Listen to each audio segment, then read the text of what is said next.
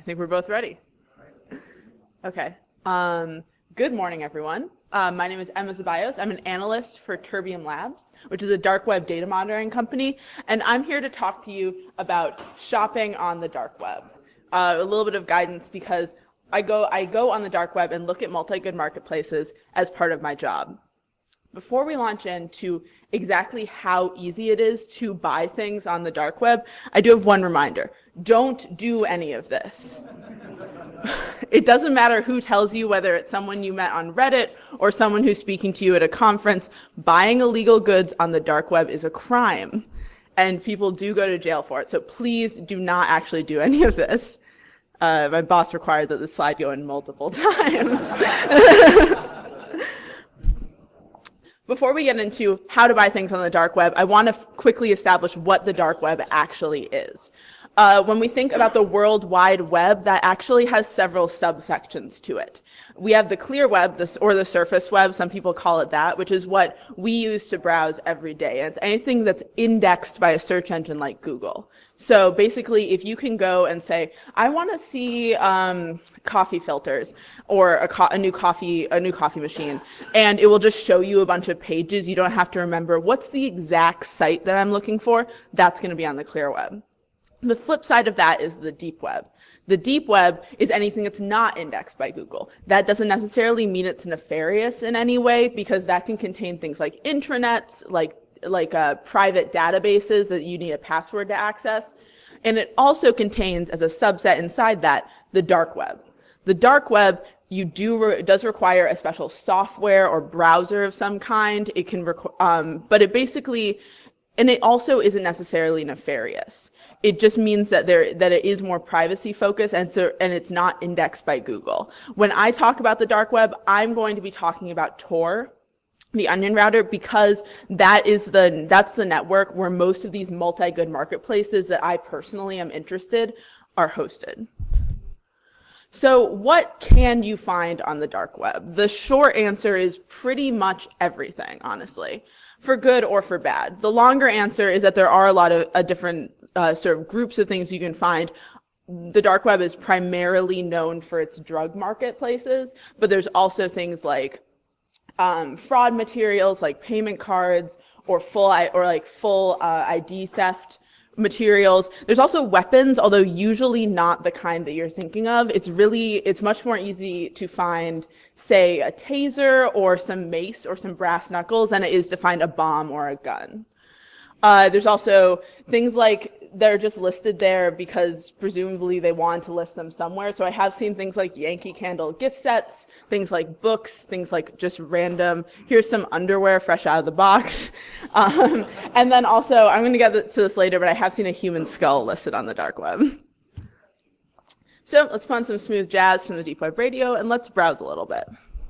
How do you buy things on the clear web? Well, when I'm looking for something, I might go to a website. First, I need to know which website I'm looking at. Let's say it's Amazon. A multi-good marketplace has a lot of different things. You have to know what you're looking for. Let's say I'm looking for a pour-over filter for coffee because my French press broke. And then you have to know what's important to you about that purchase. What are you looking for? Are you looking for something you're not sure about the purchase, so you're interested in something like a warranty? If you're thinking, oh, I might want to have many of these, so I want to find a vendor that I trust.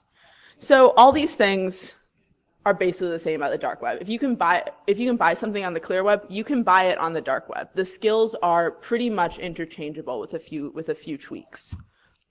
So the first thing that you would do is try and figure out where you want to go. So in the absence of something like, because the dark web isn't indexed, you can't just say, bring me all the coffee filters that I'm looking for. There's no way to do that. There's no search engine. So you have to find another way to get suggestions on what you're trying to look for. Something like a marketplace forum, something like going on Reddit, which used to have a thriving forum of suggestions for places that you could look to buy things. Dread, which is another spin-off forum. Or if you have a friend who is already buying things on the dark web, you could ask them, where should I look to buy something? They will probably direct you to a marketplace. So I've listed a couple of these. The ones crossed out are no longer active because they've been taken down, but there are still multi-good marketplaces on the dark web, and those, again, are the ones I'm primarily going to be talking about. Once you get to a marketplace, you can search, type in exactly what you want. You can peruse listings. You can check ratings and prices, which is important to you because you're a savvy shopper. You can do some comparison shopping. You'll have to go to actual different marketplaces to be able to comparison shop, but if you're really interested in finding the best possible price, you're probably going to do that. You can add to cart, and then you just check out. The main difference in that whole process is that you're going to be checking out using Bitcoin or another cryptocurrency and not just entering your credit card information. So I'm going to show you an example here. This example is Dream Market, currently the biggest marketplace on the dark web. And you might kind of think of it as, it looks a little bit like we've stepped back in time. This looks like Amazon in like 2004 or something. It's trying to completely replicate the e-commerce experience of the clear web on the dark web. So you can see that I blurred out my username, but you can see that there's different categories on the left-hand side, that there's a search bar. You can look for a specific search term, that there's filters you can apply to your purchase, and a number of different pages that you can scroll through. But you can also see the listings that come up are, they'll show you exactly what price you're going to pay for it. They'll show you who is going to sell it to you and their rating on the site. You can see the little star next to their name, where it will ship, and also a picture and a title. Now you can see the rating on the left has those little stars on it. That's because everyone on the dark web is trying to get your attention and trying to get you to buy the goods from them. So in the absence of a lot of the more sophisticated e-commerce tools that we're used to on the clear web, what they use to grab your attention is a lot of like little stars and little sparklies and like using kind of fun font things, because they're just trying to get you to click on their listing. They're trying to get you to remember them. So zooming in on a listing, this one is for Bank of America checking accounts, and so you can see that they're trying to get you. Here's a very clear description of what we're selling. Here's the vendor with the number of stars, and here is obviously a picture just saying like, this is what you're going to get. This is a recognizable brand that you might be looking for. So you may be wondering, okay, why would what other information, sorry, the mic got really hot for a second. What else is interesting about this listing? I'm zooming in on the actual text attached to the listing itself. Again, you can see that they're really trying to grab your eye with this fancy word art. But then also you can see they're trying to really court your business, your user, like your allegiance to their product.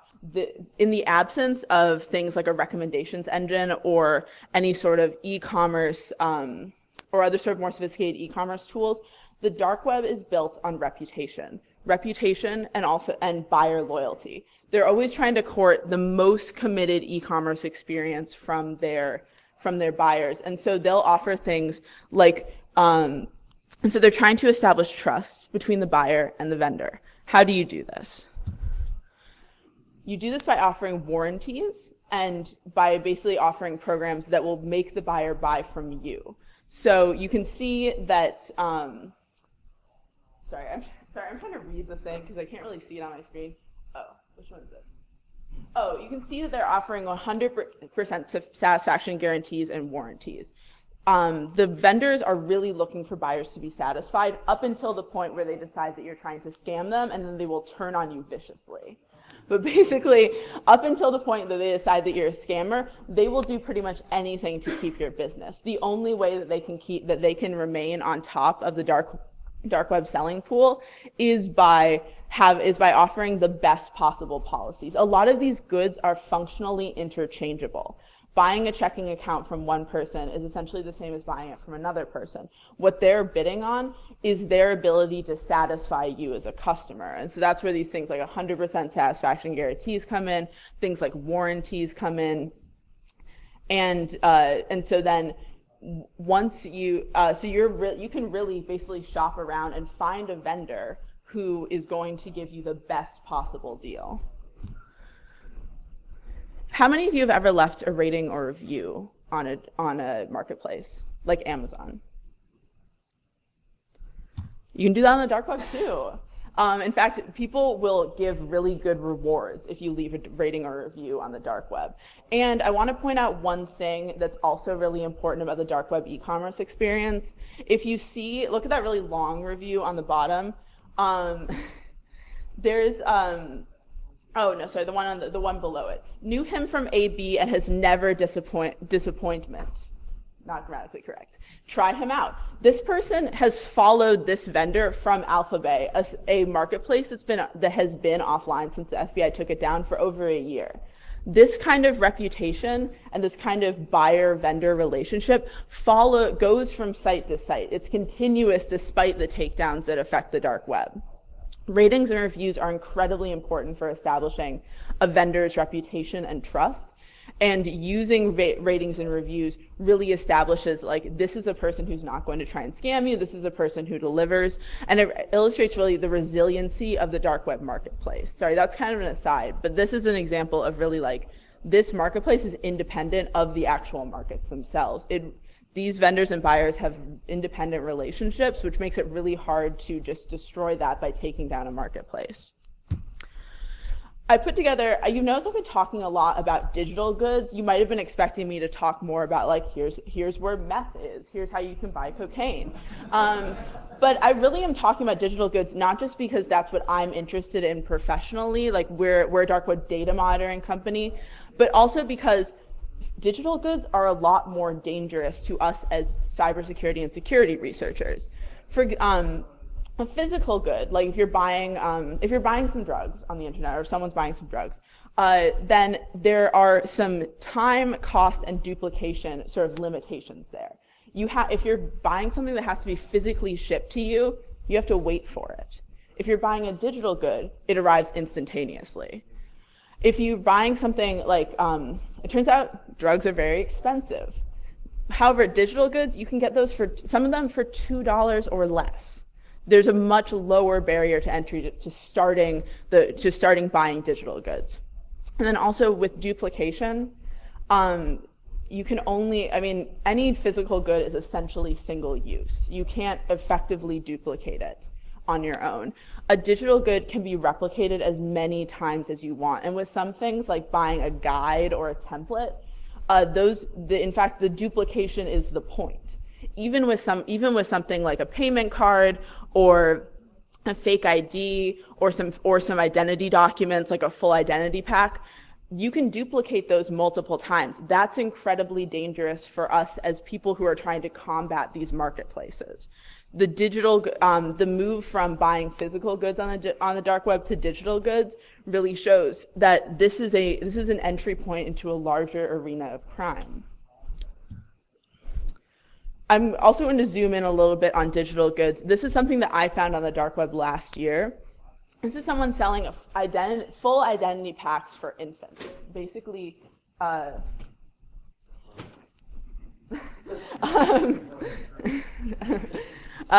this is someone buying full identity packs for infants. This is an incredibly specialized product that someone's just started selling. And the reason why they're selling this is because you can use it for tax fraud.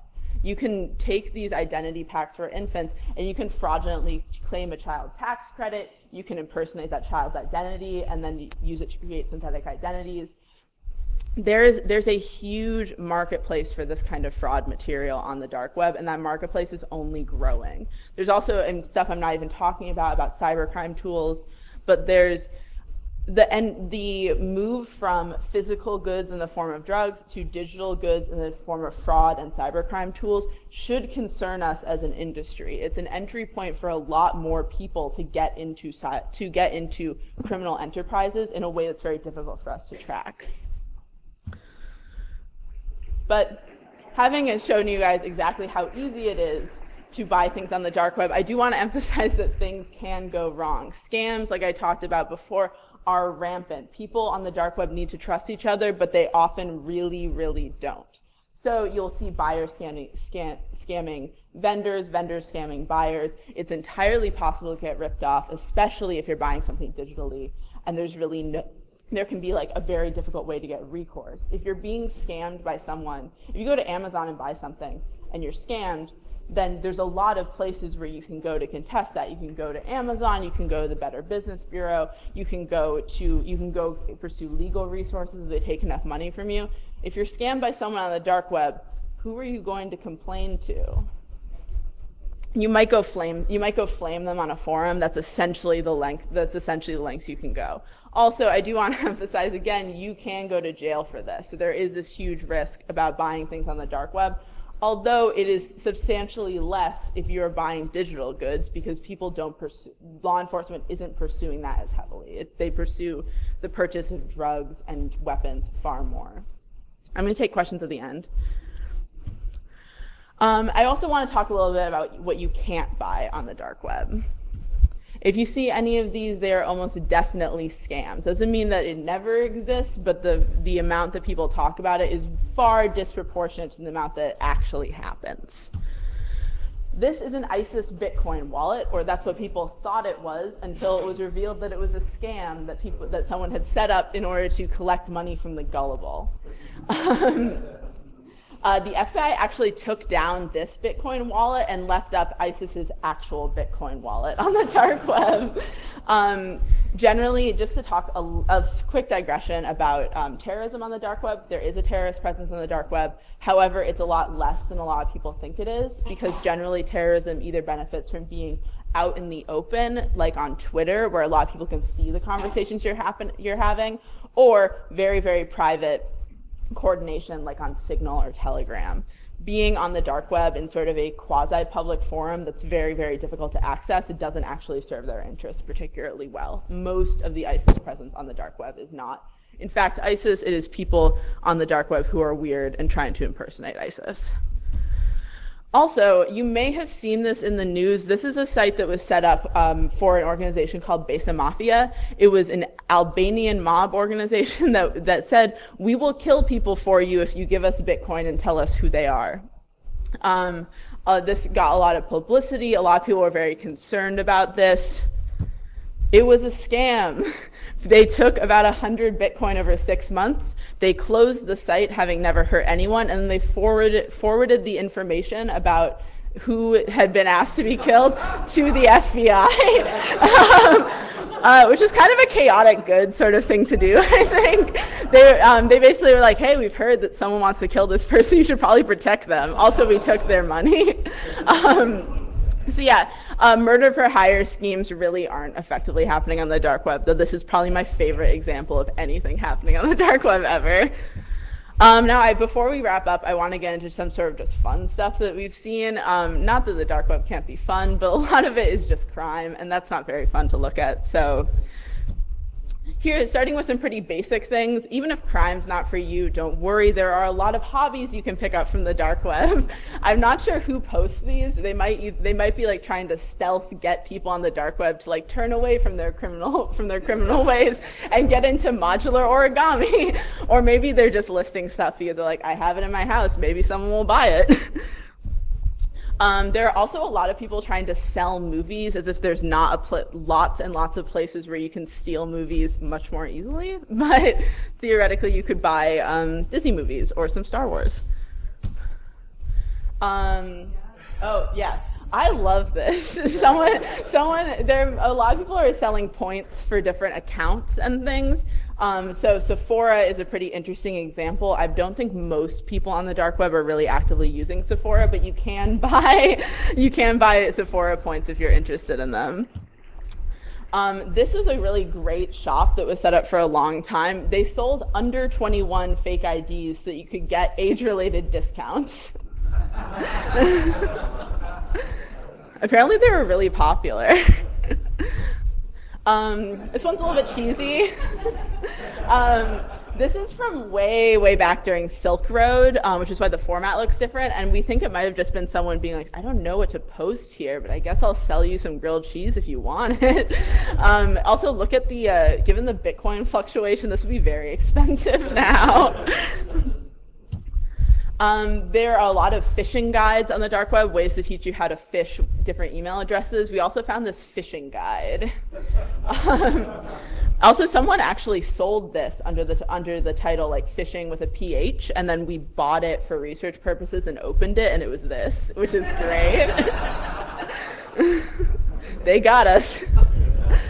I don't know if this person ever got their Hamilton tickets, but I like that they were really trying every possible avenue to get them.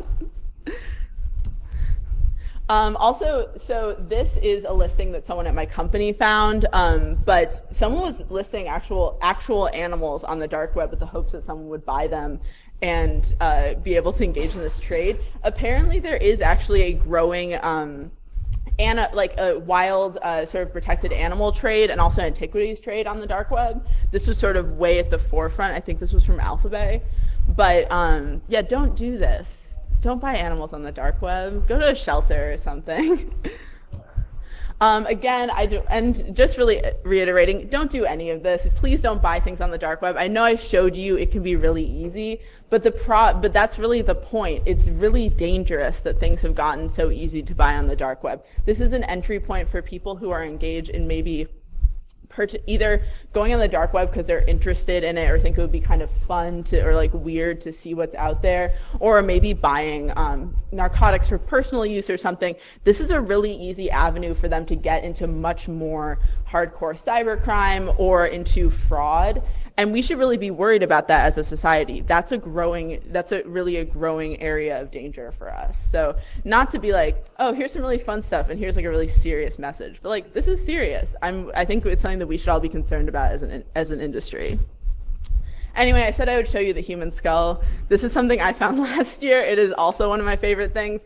This is just someone listing a human skull really beautifully displayed on a bed of tentacles. And then also the only product description they gave was a dictionary definition of a skull, which I find fascinating. So I hope that this talk was enjoyable or funny or at least interesting. Feel free to follow up with me afterwards. I'll also take questions now, and you can also follow up with me on Twitter or something. Yep. Yes, it's neat to see the difference between you're trying to build trust with consumers while still remaining anonymous.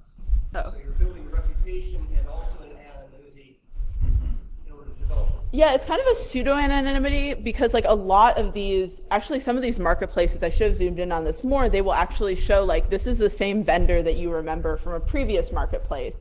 And people will become very attached to identities and screen names. So it is sort of the pseudo-anonymity where like, I don't know who you are in real life, but I do know your reputation on this marketplace, because having absolutely no reputation means like it's just not sustainable. There needs to be some degree of trust and of reputation in order for these transactions to take place. Yeah.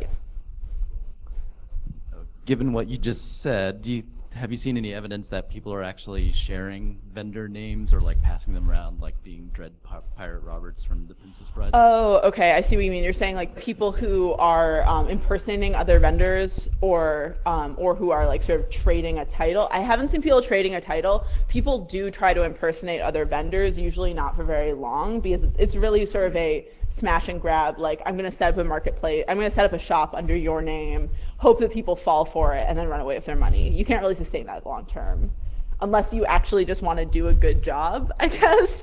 I mean, but I think most people who are doing that aren't really interested in doing a good job. So buying drugs and stuff is very illegal? Yeah. But if I was going to buy the Sephora points, is that like more gray market area or? Okay, so that's still illegal. You're still buying, because basically they're selling you someone's account, and so then, which presumably you don't have permission to access.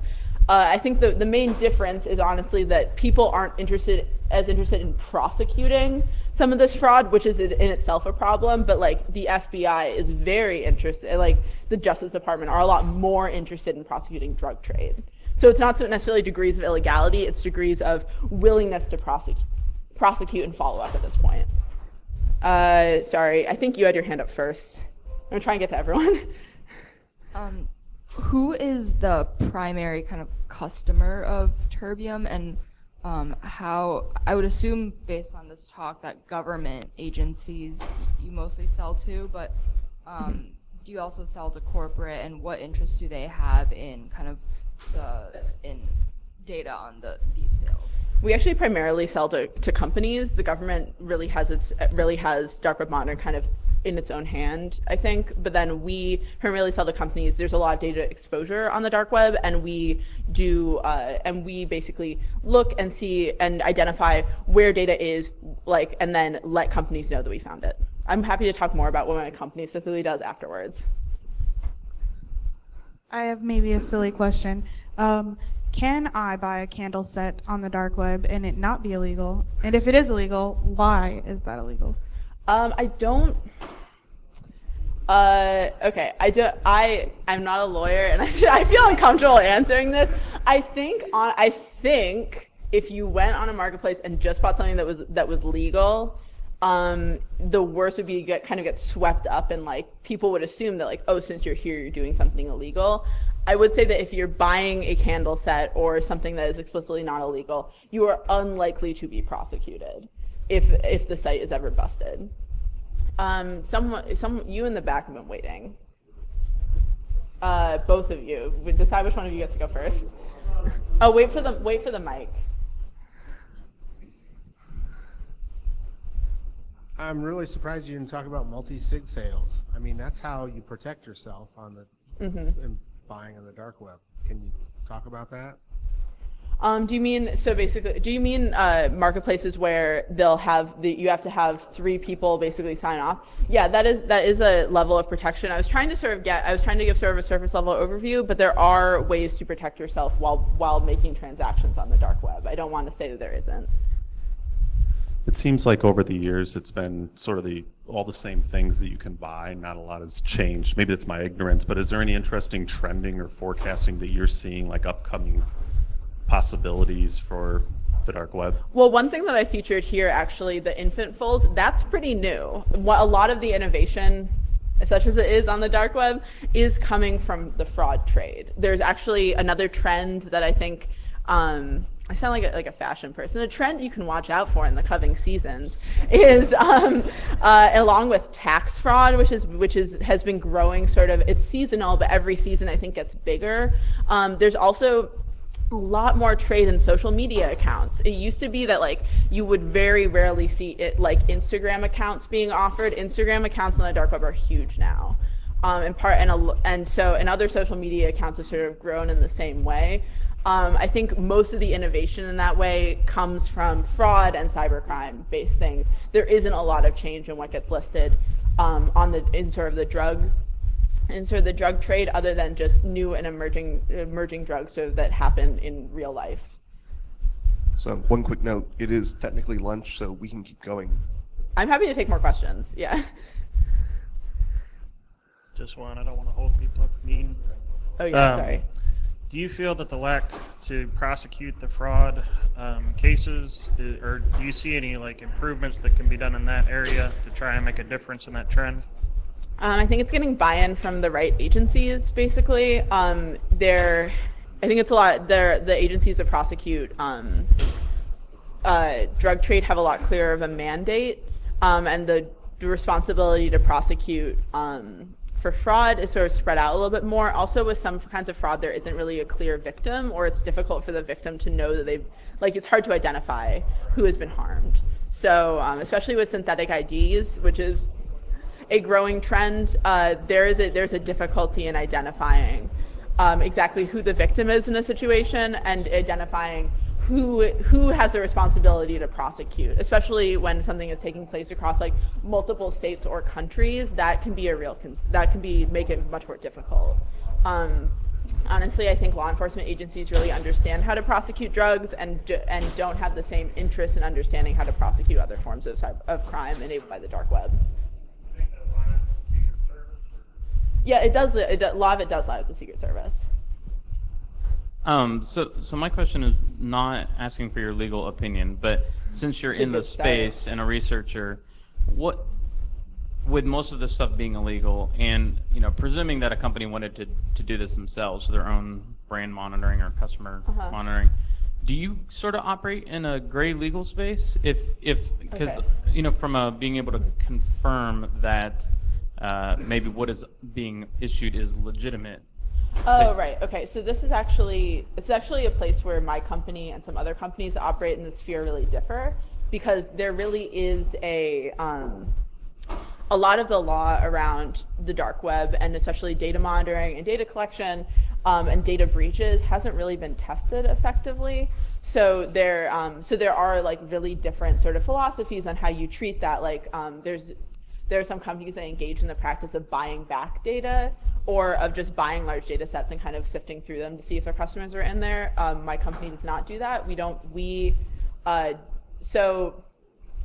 engage in the purchasing of data unless a customer specifically allows us to, which does limit our ability to, which does limit our research abilities in some way. We also have a policy of not, some of the really interesting forums on the dark web do require that you submit sort of either the products of crime or proof that you've committed a crime to join them, and we don't do that. So there are a lot of different legal sort of philosophies that companies can undertake. My company is very conservative, just like on that spectrum. Somebody somehow lose a pair of crutches? Those were there when I got here. Okay. Yeah, so they've been there for at least a little bit. No, wait. Oh. It was just like, I think I'm just going to walk away.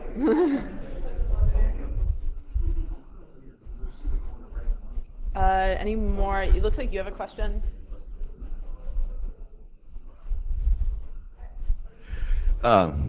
Looking at a skull on there, yeah. in the bottom in caps, it's download Kick app and contact for more details. Is this a buying app or something that they get out of the web and more secure thing, or what is No, Kick it's app? actually a conversation tool. So they're basically saying it's like I don't use Kick, I'm too old, but like I think it's almost like WhatsApp or something. They're basically just saying like contact me directly for more details. I was not allowed to do this. I really wanted to, but yeah. So they're basically just saying like if you're interested in talking more about this, there's a peer-to-peer messaging app that I'll talk to you through. Okay, so and they usually go to encrypted apps, something that will kind of. Yeah, I mean, also there isn't really a chat feature that's super usable on Dream. So like I think a lot, and also like using any sort of messaging that's enabled through a dark web marketplace is kind of opening you up to what if that marketplace is taken over by law enforcement, which has happened multiple times. So like, so then I think the move away from that to another sort of messaging platform is kind of self-defense. So you were talking about the infant fools? Yes. If you have kids, is there a way to see if like their socials have been harvested and are being used for this? Is there any protection that you can do for your children to make sure that somebody's not stealing their information and setting up fake IDs with it? I would highly recommend, really for anyone, put your credit information under a credit freeze. So can you do that for your children? Is that? Yeah. Okay. I believe they just passed a law that says you can do it for your children. For a while that was not possible, which was kind of a really terrible legal gray area, or like a legal catch-22, because they were like, you have to protect your children, but only they can undergo a credit freeze, and they can only do it when they turn 18. So it's like 18 years where you're not protected. But like seriously, everyone go freeze your credit. Like you can unfreeze it when you apply for new credit, but it does prevent people from opening new credit accounts in your name. So. That's just a good general rule. Having this job has made me more paranoid about the use of my information and the possibility of it being stolen, but I think that's a good general step everyone can take. Are there any more questions? Oh, there's one more. Not that I'm I'm gonna do this, but just out of curiosity, when people do buy physical goods such as drugs or weapons, and they do need to have it shipped, where do they have it shipped to? I would say I know the answer, but I can't go into too much detail because that does feel like personally crossing a line and teaching you how to do something. But there are I will say there are workarounds, and there are a lot of people online who will tell you how to do it. So feel free to look into that. And I actually have one question, and Yeah, I of course. think you may have covered this. What is the most actual terrifying thing you've seen? Not just social security numbers, like actual like bone-chilling, horrifying, oh my God, how did they do this? I mean, like, how did they do this? Sort of like, I haven't really encountered that. There has been like a lot of, oh God, like this is just, I guess there's two sort of avenues that you can think about. Like, a a lot of the stuff around like massive data breaches, especially data breaches that contain a lot of personal, irreplaceable information about you, lifetime data, I find just really chilling in sort of a societal way. Like, oh, we're really getting backed into a corner on just like, how are we going to live our lives if so many people have compromised identities? Like, that is going to be a larger issue that we have to deal with in probably the next decade. Like, once you have this level of insecurity around so many people who have to operate, and once you have this like generation of children, many of whom had their identity stolen before they learned how to walk, like, we have to figure out how we're going to deal with that. It might mean that we move to like, we basically just get rid of socials and move to a new form of ID that hasn't been compromised. I don't really know. The other thing is, like, not to be a huge downer, there is child exploitation on the dark web, and that's like the worst thing I've ever seen. So that's my like double-barreled answer. Talking like Criminal Minds or Law and Order SVU type child exploitation. The stuff I saw was relatively mild. It's just really gross. Like, That's yeah. disgusting. My company like does not. We basically just blacklist and send to the FBI. But it's still like it's really sad. Sorry to be a downer. Is there anyone else? I'm happy to talk more afterwards too. Thank you.